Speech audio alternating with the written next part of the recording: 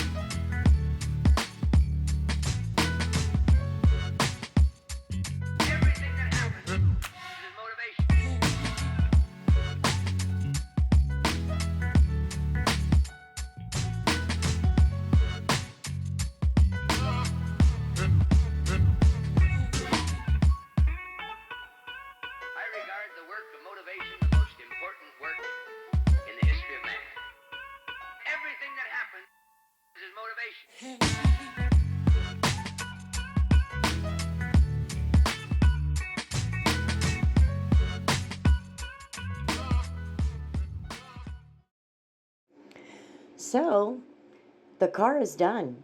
I was done in 2 hours.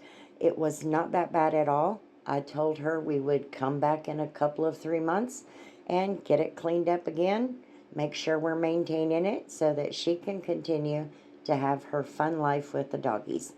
So, thanks for hanging out on my channel for a minute, guys. I sure appreciate it. And until the next video, we'll see you later.